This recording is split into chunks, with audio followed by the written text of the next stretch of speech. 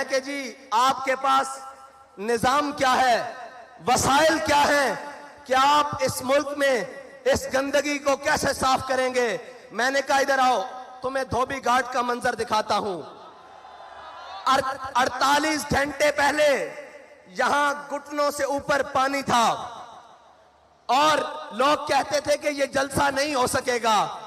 इश्क वालों ने इसको साफ करके, खुश्क करके बता दिया कि जब जज्बा आसमान की बुलंदियों पर हो तो धोबी घाट का मैदान हो या मुल्क का सियासी मैदान हो, सफाई करना लब्बैक वालों को आती है। या रसूल अल्लाह लब्बैक, लब्बैक, लब्बैक, या रसूल अल्लाह लब्बैक, लब्बैक, लब्बैक, या रसूल अल्लाह लब्बैक, लब्बैक, लब्बैक, या रसूल अल्लाह लब्बैक, लब्बैक, लब्बैक, या रसूल अल्लाह लब्बैक, लब्बैक, लब्बैक, या रसूल अल्लाह लब्बैक, लब्बैक, लब्बैक। और जहां रियासती महकमों की मशीनरियां नाकाम होती हैं, लब्बैक वालों का इश्क वहां से शुरू होता है।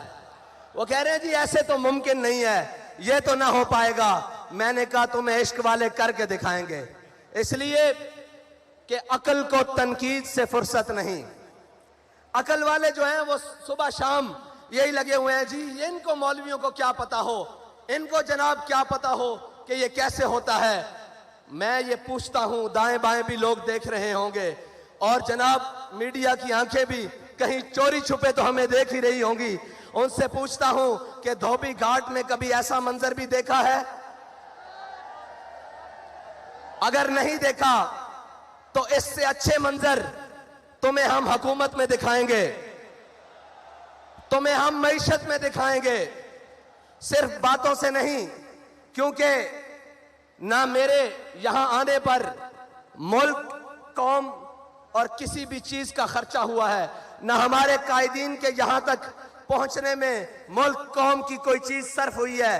जब हम मुल्क के ऊपर बोझ नहीं है तो कौम के ऊपर सबसे बड़ा बोझ तो ये बैठे हुए बदमाश और अय्याश और कुमाश हैं, जिन्होंने मुल्क को लूट कर खा लिया है, कौम का खून पसीना चूस लिया है और जनाब उससे 2 टाइम का खाना छीन लिया है। इसलिए कि हमें परवाह इसलिए नहीं है, ना हम इक्तिदार के भूखे हैं, ना हम प्रोटोकॉल के भूखे हैं, ना हमारे कायद ने हमें यह सबक पढ़ाया है और ना हमारे कारकुन को किसी ओहदे की लालच है। हम तो इस नीयत से आए हैं कि 70 साल से इस कौम को लूटने वालों, 70 साल से इस कौम के हक पर डाका डालने वालों, हम तुम्हें यह बताने के लिए आए हैं कि बस अब तुम्हारे लिए लाल लकीर खींच दी गई है, इससे आगे तुम्हें नहीं बढ़ने दिया जाएगा।